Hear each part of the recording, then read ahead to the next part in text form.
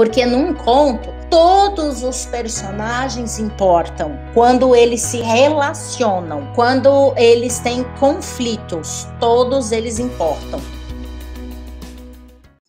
Hoje vai ser a história do Homem Sem Sorte, tá lá no podcast Contos que Movimentam, lá no Spotify e também no Anchor. Quem tiver o tal do Anchor, nem sei se é assim que fala, viu, gente? Mas se escreve Anchor, com esse R mesmo de caipira. Anchor. E nós vamos falar um pouco sobre ela. Eu acho ela muito rica, porque ela tem muitos personagens e tal, então a gente foca muito somente no Homem Sem Sorte e acaba esquecendo da relação dos outros personagens dessa história. E vamos ver para que ela serve, né? Onde que a gente pode usar. É o que eu costumo dizer, os contos servem para situações até que a gente nem imagina que eles possam servir, sabe? A gente precisa confiar na história quando ela solicita ser narrada. E a gente precisa narrar, sem desconfiar, sem questionar, sem duvidar, enfim. Então vamos à história e aí depois a gente dialoga um pouco sobre ela. Era uma vez um homem que ele se achava o homem mais sem sorte da face da terra. Mas tudo que ele ia fazer dava errado. Se ele plantasse uma mandioca, a mandioca não crescia, sabe? O vizinho tinha o melhor carro, o outro tinha o melhor emprego, e ele tentava também comprar carro, não dava certo, o melhor emprego não dava certo. Tudo que ele ia fazer dava errado. E ele vivia se perguntando, mas por que todo mundo tem sorte na vida, menos eu? Por que todo mundo consegue as coisas, menos eu? E ele passou muito tempo na vida pensando sobre isso, reclamando sobre isso. Aí um dia ele decidiu ir atrás do sábio, sabedor de todas as coisas, e perguntar para esse sábio por que é que todo mundo tinha sorte, menos ele. Pela primeira vez, ele saiu na rua, verificou se o tempo estava bom, né? Aí ele viu, assim, que o tempo não ia chover, então estava bom para caminhar, também não ia fazer um sol muito quente. E esse homem começou a caminhar. E ele caminhou um dia, caminhou um ano e um dia, até que ele tropeçou em alguma coisa. Aí ele olhou pro chão assim, viu que era um negócio macio, peludo. E esse negócio falou assim pra ele: ai, moço, nossa, você não olha pra onde você anda. E ele: ô, raposa, o que você tá fazendo aí largada no chão desse jeito? Você tá no meio do caminho. Aí a raposa disse: ai, moço, sabe o que é? Eu não sei o que tá acontecendo comigo. Mas é que faz um mês que eu tô aqui, eu não tenho força para mais nada, eu não tenho força para levantar, eu não tenho força para nada. Você não quer me ajudar, não? Ah, não, dona Raposa, não tenho tempo para te ajudar, não. Sabe o que é? Que eu tô indo atrás do sábio, sabedor de todas as coisas, para ele me dizer por que é que todo mundo teve sorte na vida, menos eu. Ah, moço, você tá indo atrás do sábio, sabedor de todas as coisas? Ah, moço, então faz um favor pra mim, pergunta pra ele, por que é que eu tô desse jeito? Ah, dona Raposa, não sei se eu vou lembrar dessa pergunta não. E outra coisa também, a hora que eu ficar sabendo, por que é que todo mundo tem sorte, menos eu acho que eu vou ter tanta sorte nessa vida, mas tanta sorte, que eu não vou passar por aqui mais não. Mas, ó, eu vou levar a tua pergunta, porque vai que, né? Eu levo. E o homem voltou a caminhar. E esse homem caminhou um dia, caminhou um mês, caminhou um ano e um dia, até que tropeçou de novo.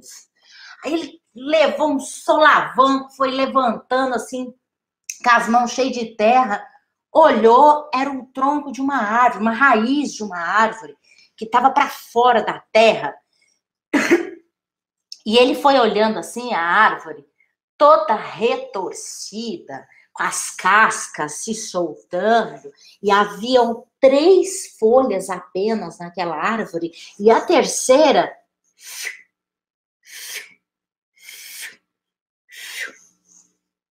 Ô, dona Árvore, você não tem vergonha, não?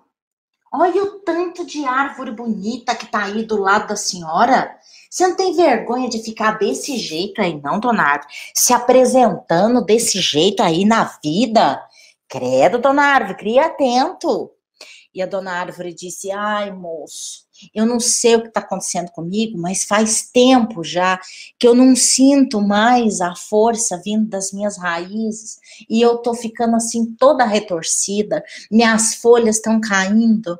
Ô, moço, me ajuda. Não, dona Árvore, tem tempo para te ajudar, não. Eu tô indo atrás do sábio sabedor de todas as coisas, ele vai me dizer porque todo mundo tem sorte na vida, menos eu. Você acha que eu vou ter tempo para te ajudar? Moço, ai, moço, então já que você tá indo atrás do sábio sabedor de todas as coisas, pergunta pra ele o que é que tá acontecendo comigo. Quem sabe assim eu consiga voltar a ser frondosa e bonita como eu era antes. Ai, tá bom, mais um que tá pedindo as coisas. Esse povo também pede mais, né? E esse homem voltou a caminhar. E ele caminhou, caminhou, caminhou um dia, caminhou um mês, caminhou um ano e um dia. Até que ele viu uma casinha. Ai, tão bonitinha. Toda amarelinha, com as florzinhas assim na janela. Bem coisa de europeu, sabe? Que fica com as florzinhas assim na janela. E nessa casinha tinha uma varanda. E nessa varanda, gente, tinha uma moça. Uma moça que varria a varanda. E o vento bateu e o cabelo dela... E quando ele a viu, ele pensou, que moça bonita. E ela lá varrendo, e ela viu aquele moço e disse, nossa, que moço simpático. Ô moço, você tá com uma cara de cansado. Vem cá, eu vou fazer uma limonada para você. E ele entrou. E ela fez a limonada, e os dois sentaram à mesa, e foram tomando a limonada, e ele pensou, nossa, que limonada gostosa. Gente, nunca tomei uma limonada tão boa assim. Essa moça é pra casar. Vou perguntar pra ela como é que ela faz essa limonada. E antes que ele perguntasse, ela respondeu, dando a receita pra ele da limonada, ainda contando o segredo da limonada. E ele pensou, nossa, essa é para casar mesmo? Que além de prestativa, ela é atenciosa. É com uma dessa que eu quero casar na vida. E os dois foram ali conversando, até que ele levantou. Moça do céu, eu não posso ficar aqui mais perdendo tempo com você, conversando desse jeito, jogando conversa fora, não. Eu tenho que ir atrás do sábio sabedor de todas as coisas. É a minha única chance de saber por que é que todo mundo teve sorte na vida, menos eu. A moça arregalou os olhos e disse, você tá indo atrás do sábio sabedor de todas as coisas? Moço, então pergunta uma coisa pra mim. Pergunta por que é que tem um dia que eu passo o dia inteiro chorando. É uma tristeza no coração, é uma angústia que eu sinto, que eu choro, e eu não sei o que é. Ai, meu Deus do céu, mais um. Esse povo pede mais. Ó, moça, sabe o que é? Eu vou ser sincero com você. Eu posso até levar sua pergunta, mas a hora que eu falar que esse sábio, eu vou ter tanta sorte na minha vida que eu não vou voltar por aqui mais, não. Eu acho que eu não vou nem voltar nunca mais pra minha casa. Eu vou pra uma casa mais bonita, sabe? Uma mansão mesmo. Então, eu acho que eu não vou, sabe? Eu não vou conseguir te dar a resposta, não. Mas eu vou levar a sua pergunta, porque vai que um dia a gente se encontra, né? E esse homem voltou a caminhar. E ele caminhou. Ele caminhou um dia, um mês, um ano e um dia. Até que ele chegou no lugar onde ele acreditava que todos os sábios, sabedores de todas as coisas, viviam. Onde todas as estradas terminam. E quando ele chegou e viu que ali eram onde todas as estradas terminavam, ele pensou, é aqui, cheguei. E ele escutou, olá, deve ser o sábio sabedor de todas as coisas. Eu já vou logo falando pra ele o que eu quero, porque assim eu não perco tempo, né? E ele também já deve saber, mas eu vou falar de qualquer jeito. Sabe o que é, sábio? É que assim, eu vim aqui saber com o senhor porque é que todo mundo teve sorte na vida, menos eu. Olha, todo mundo tem as coisas boas, todo mundo tem emprego melhor, carro melhor. Eu, se eu plantar uma mandioca, ela não nasce.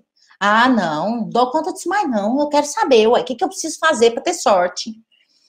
E o sábio disse, você acha mesmo que todo mundo tem sorte na vida, menos você? Lógico, mas lógico, tudo que eu vou fazer na vida não dá certo. Eu tô cansado já dessa vida. E o sábio disse, olha, eu tenho uma notícia que talvez você não vai gostar muito não, mas a notícia é que ninguém tem sorte. O que as pessoas têm, o que todo mundo tem, são oportunidades, não são sorte. Aqueles que se agarram às oportunidades fazem disso a sua boa sorte. Mas aqueles que não se agarram fazem disso a sua má sorte. Você percebeu a quantidade de oportunidades que tinham no seu caminho quando você estava vindo para cá? O homem arregalou os olhos, ficou sem cor, sem sangue. Falou, não acredito que no meu caminho tinha oportunidades. A minha sorte estava no meu caminho. E o sábio disse, sim, estava. Basta você voltar e ficar atento. E ó, se agarrar a elas. E esse homem falou assim, nossa senhora Priscila, agora eu tô feito, porque agora eu vou voltar, vou me agarrar a todas as oportunidades, e essa vai ser a minha boa sorte. E esse homem foi saindo, e o sábio disse, peraí, vem cá, você não tem umas 3 perguntinhas aí pra me fazer, não? E aí ele disse, é mesmo? Não, ó, é sobre uma raposa, uma árvore, uma moça. É umas perguntas meio sem importância nenhuma, mas se o senhor souber a resposta, né? E o sábio deu a resposta para ele, e esse homem voltou, gente, mais rápido que a água na correnteza, assim, ó, do rio. E ele voltou voando, quando ele estava passando na frente da casa, a moça estava lá parada na janela, com a cara de tristeza. Aí a moça, ao vê-lo, falou assim, moço, e aí? Você encontrou o sábio? Ai, encontrei sim, moça. Ele falou para mim que a minha sorte está no meu caminho, basta eu, ó, me agarrar a ela. E eu tenho que correr para me agarrar a ela. E ela disse, e a minha pergunta você fez? Ah, fiz sim. Ó, o sábio pediu para te dizer o seguinte, que o seu problema é solidão. É que você precisa arrumar um companheiro. E ele ainda te deu uma dica. Ele falou que a hora que passar um rapaz aqui na porta, é pra você chamar o rapaz, fazer aquela limonada que você faz, que é uma delícia, e vocês vão namorar, vão casar, e vai ser o casal mais próspero da região. É sim. Aí ela, jura? Ele é. Ela, moço, então vem cá, deixa eu te fazer a limonada. Que limonada, moço? Você não acabou de escutar o que eu falei pra você, não? Que eu tô atrás da minha sorte, eu tenho que correr, tenho que ir no meu caminho. E esse homem começou a correr mais rápido do que o vento, até que tropeçou. A última folha da árvore.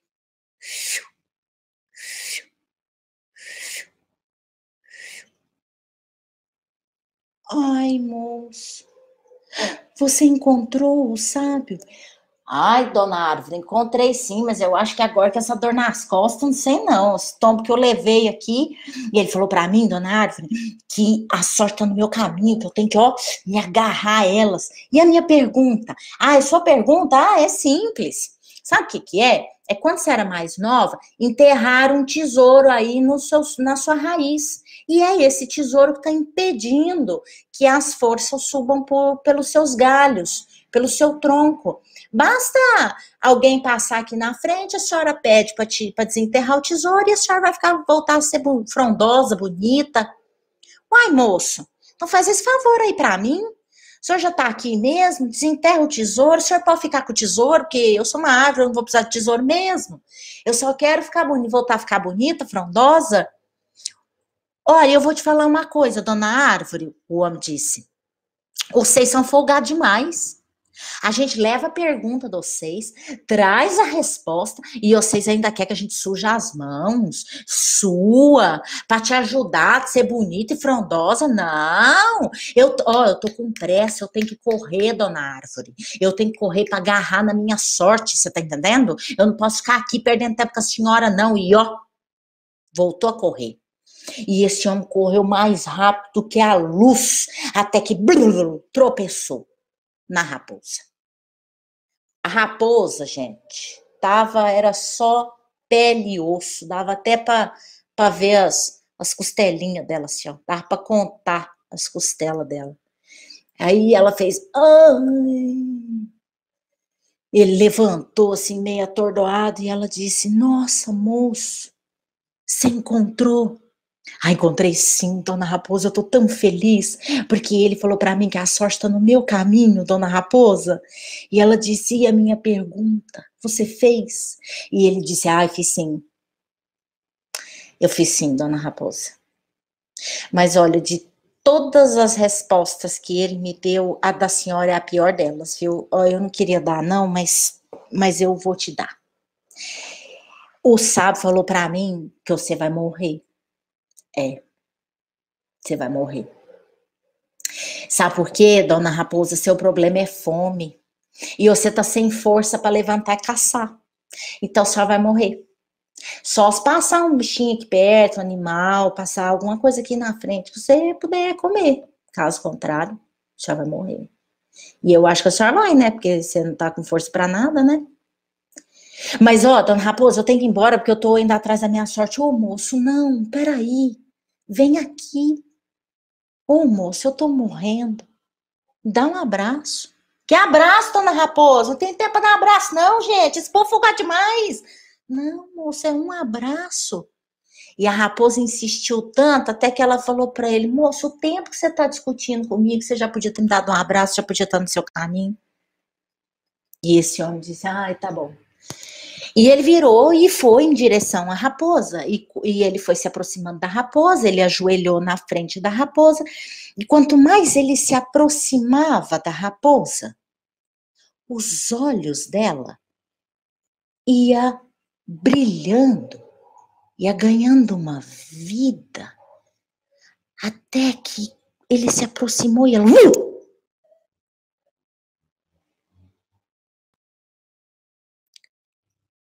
Pela primeira vez, aquele homem tinha visto o brilho da oportunidade. Eu gosto muito dessa história, eu gosto muito porque ela é muito, muito, muito rica pela quantidade de personagens que existe nela e pela quantidade de conflitos dos personagens, porque todos os personagens ali vivenciam um conflito. Né? E muitas vezes a gente escuta essa história agarrado apenas na história do homem sem sorte. Tende a olhar para essa história olhando só pelo ponto de vista do homem sem sorte, que não se agarra às oportunidades. E essa história serve para muitas e muitas e muitas coisas. O Adrian tá colocando que não conhecia essa história.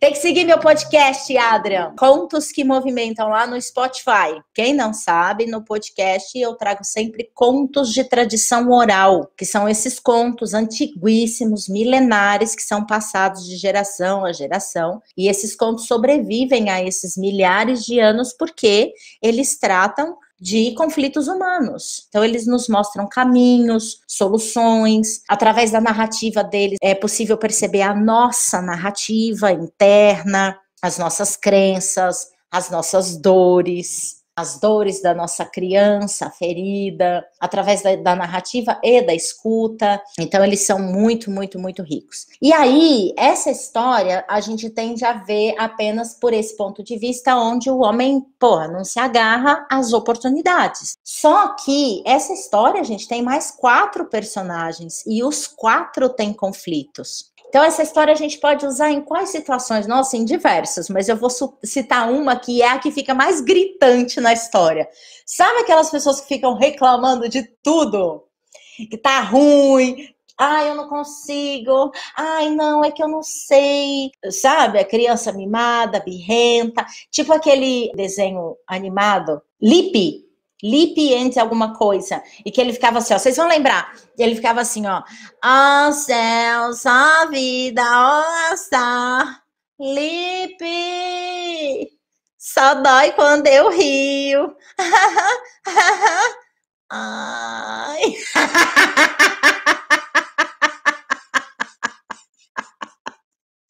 lembram disso? Sabe quando vocês estiverem diante de alguém que tá assim, meio...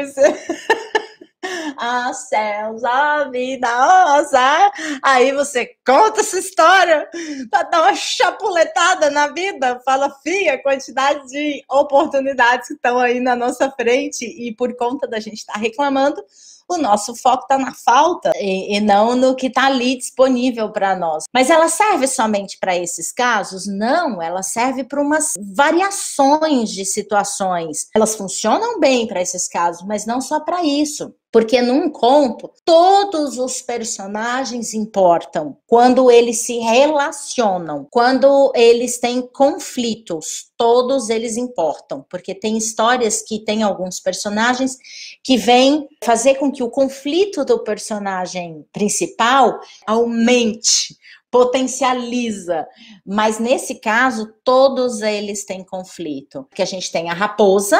E a raposa, qual é o conflito dela? Ela tá com fome, ela tá morrendo. A árvore, o conflito da árvore, ela tá doente. As folhas dela estão caindo, os galhos estão retorcidos. Ela não tá mais frondosa. Aí a gente tem a moça. Qual é o conflito da moça? Que ela também não sabe, né? Ela chora às vezes o dia inteiro, sem saber por quê. Ela sente uma tristeza, uma angústia, um aperto no peito. E o do sábio, que é o sábio, sabedor de todas as coisas. Quando eu escutei essa história, não era sábio, sabedor. Essa história era Deus. E um dia eu precisei trocar para não cair no cunho religioso. E aí eu inventei essa história do sábio, sabedor de todas as coisas. E eu gostei tanto que eu deixei. E a gente pode fazer isso. A gente pode trocar os personagens para que fique cada vez mais amplo. Para que a gente não corra o risco de pegar ali em crenças ou questões que a gente corra o risco de mexer em alguma coisa. Ele tem que explicar ali que ele não dá sorte para ninguém. Que ele dá oportunidades. Aí pensa, que saco, gente. Fica... Todo mundo vem me encher o saco com essa história. Então, veja, eu já vi pessoas se identificarem com cada um desses personagens. Já vi pessoas se identificarem com a raposa, porque a raposa é oportunista. Não no sentido pejorativo da palavra, tá? Oportunista é aquele que aproveita as oportunidades, que se agarra às oportunidades. A oportunidade tá ali, na sua cara. Você não se agarra? Desculpa, velho. Só para não ser oportunista, então... Você não vai gostar da raposa. Você é o tipo da pessoa que não vai gostar da raposa. Eu mesmo já tive fase na minha vida que eu super me identificava com a raposa. Gente, a oportunidade tá aqui. Não, vem cá que eu faço. Não, vem cá. Não, eu faço. Não, pode deixar o trabalho. Entendeu? Vai agarrando as oportunidades ali. Já vi pessoas se identificarem com a árvore porque estavam doentes. Estavam doentes e precisando de ajuda. Se sentindo como a árvore, quer dizer... A árvore não sente nada, mas veja, a descrição que se dá da árvore, a gente, escutador, sente por ela. Então, quando diz que ela está sem as folhas caindo, quem estiver se sentindo assim, vai se identificar com a danada da árvore. Também já vi gente se identificar com a moça, que do nada chora, que nem sabe o porquê, que sente tristeza, um vazio no peito. Então, é muito legal, porque quando vem a resposta da moça, que é o problema dela é solidão, eu também já vi pessoas como se essa tivesse sido a resposta ao seu coração, de solidão mesmo, e aí ela se identifica e encontra um caminho, como eu também já vi pessoas se identificarem com o conflito da moça, mas tomar para si o aprendizado do homem, que não agarra as oportunidades. A história, ela é sempre muito, muito, muito grande. Sobre isso, nós não temos controle sobre o que o outro vai fazer com aquela história, como é que ele vai se identificar, o que ele vai aproveitar ali da história, nós não temos controle. E aí eu digo sempre, né? Quanto menos de nós estiver na nossa narrativa, mais pura a história é, mais possibilidades de afetação e movimentação interna ela tem. Quanto mais de nós tem na história, menos possibilidade de movimentação, menos possibilidade de cura. Então, o sábio, eu já vi, e isso tem gravado. Eu fiz uma live uma vez e a pessoa que eu estava fazendo a live super se identificou com o sábio. Por quê? Porque ele é professor, ele ensina. E aí ele falou assim, nossa, eu super me identifico com o sábio, cara, porque eu tô lá ensinando e os alunos ficam reclamando. Então, essa história é extremamente rica. E você pode ver que tem poucos adjetivos na história. Quanto menos adjetivos nós tivermos na história e menos sentimentos dos personagens, mais rica ela fica. Porque tudo isso, sentimentos, adjetivos, somos nós que damos. Mas, por exemplo, aquilo que faz todo o sentido e que fortalece os conflitos, como eu, a raposa, eu estou sem força. Eu não consigo me levantar. A outra moça, eu sinto uma tristeza no coração, eu sinto um vazio, uma angústia, eu não sei de onde que vem. Isso faz parte do conflito que ela está vivenciando. Porém, o que faz a configuração para a gente se identificar são os acontecimentos da história. Então, quando a gente coloca assim, por exemplo, esse homem correu, ele caminhou e ele não via nada na sua frente, ele não aproveitava nenhuma das oportunidades, ele passou ali diante da árvore, ele podia ter ficado com o tesouro. Na hora que a árvore falou para ele ficar com o tesouro, ele decidiu não ficar. Ou seja, nada disso está na história. Tudo isso é narrativa interna. Então, narrar histórias, os contos vai nos mostrando a nossa narrativa interna. Os julgamentos que a gente faz, o nosso ponto de vista, como nós enxergamos o mundo, e como nós enxergamos as pessoas. Então, essa história dá para colocar em todas essas situações, em todas. Porque se eu me identifico com a resposta de cada um desses personagens ou não, eu vou, de alguma maneira, me identificar com a resposta do homem. Porque é muito forte. O fato de não aproveitarmos as oportunidades da vida, isso é muito forte. Isso todo mundo já passou. Todo ser humano já passou por isso na vida. E não aproveitar as oportunidades. Mas eu não posso narrar essa história apenas com o foco no homem, que não aproveita as oportunidades. Todos os personagens têm a sua grandiosidade, a sua beleza, a sua força, o seu conflito. São esses personagens que levam um problema para esse homem e também traz a solução para esse homem. Então, todos eles são muito, muito, muito importantes. E essa história é muito legal, porque essa história ela dá para você contar. Toda história você pode fazer isso, né? Se você souber trabalhar com as histórias, você pode fazer isso com todas. Você pode narrar ali no tete-a-tete, mais tranquilinho, narrando as imagens. Mas eu adoro narrar essa história em grupos grandes, porque eu boto todo mundo para entrar na roda e brincar, batendo a palma, que eu comecei a fazer aqui com vocês na mesa. Ele caminhou um dia, e aí eu boto todo mundo batendo palma. Eu tô lembrando aqui de um dia que eu fui narrar essa história numa multinacional que trabalha com fragrância, a maior empresa de fragrância do mundo. E a gente tinha 3, eu não lembro se eram diretores, mas era assim, eram os cabeças dos... Oh, meu pai.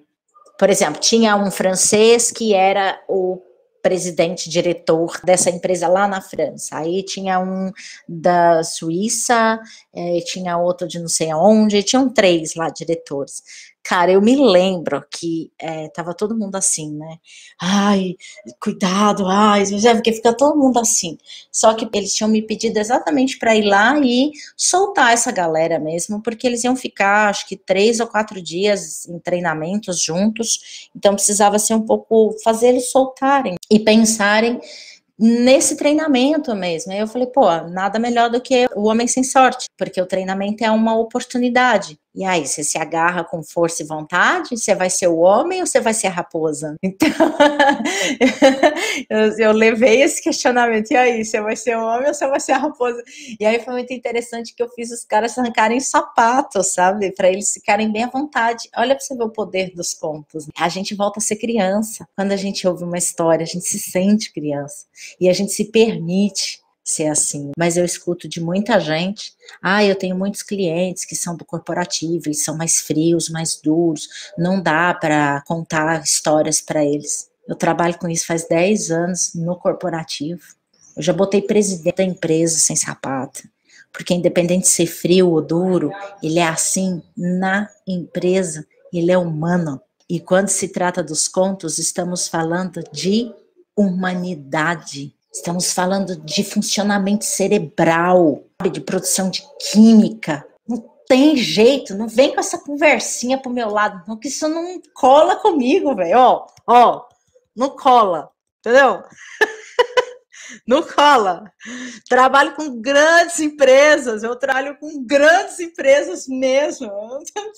100% do nosso cérebro é emocional. Aquela teoria do cérebro trino caiu por terra. Eu usava essa teoria. Até que eu, estudando a neurociência ali, eu vi que essa teoria já não sustenta mais. Porque hoje em dia a gente tem uma tecnologia avançadíssima.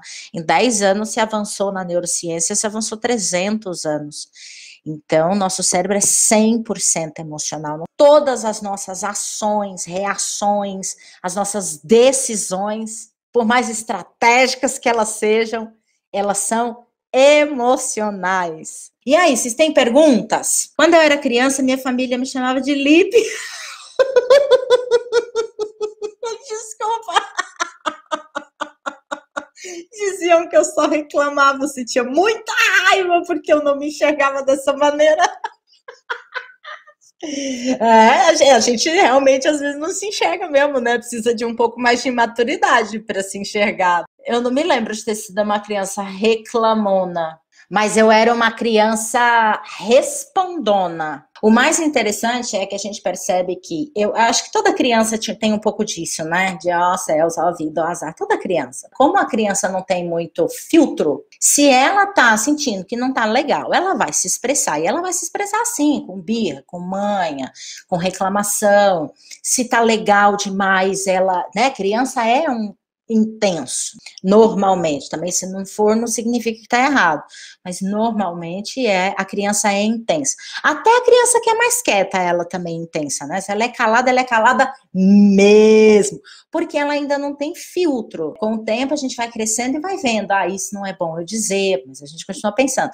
E a gente continua muitas vezes agindo assim na nossa vida. Então, hoje eu encontro pessoas da minha idade, sabe? 40 anos, gente, eu tenho 40 anos, gente de 50 anos que ainda tá agindo como se tivesse 8, porque ainda tá ali com um monte de questões da sua criança e não abre mão, né? Não abre mão, então não cresce. É importante, eu volto sempre a dizer, se você for contar essa história, nessas situações que eu acabei de falar, olhando apenas para os conflitos dos personagens, e aí você fala, tá, então identifiquei aqui que tem uma pessoa que reclama, identifiquei aqui que tem uma pessoa que tá doente, que não tá legal, que tá meio triste, então vou contar essa história para ela. O que é importante? Nunca contar a história com a intenção de salvar o outro. Nunca conte a história com a intenção de moralizar. Ou seja,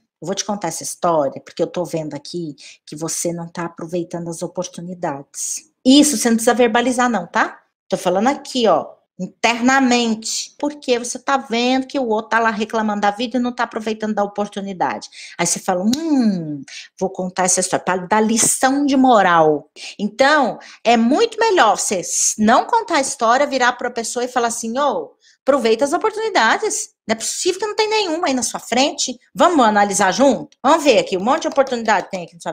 Vai ser muito mais íntegro do que você usar um conto para falar aquilo que você não tem coragem de falar. Então, não use com intenção, porque vai ter problema, você vai machucar o outro vai se defender dessa história, ele vai acusar os personagens, ele vai apontar, sabe? Ele vai falar assim, mas esse cara também é um idiota. O conto não vai passar por ele, eu tenho certeza absoluta disso. Outra coisa, não coloque o seu ponto de vista, mesmo que você esteja contando, porque você identificou, você observou que a pessoa está reclamando demais. Aí essa história cai como uma luva. Aí o que você faz? Você conta, mas não conta reforçando esses aspectos, porque você está moralizando de novo, você está cutucando a ferida do outro, você está cutucando a dor do outro, não sabe o que leva o outro a fazer isso, a agir dessa forma, mas ele, ao ouvir o conto, se o conto vier livre dessas acusações, dessas moralidades, se o conto chega livre, o conto passa por ele,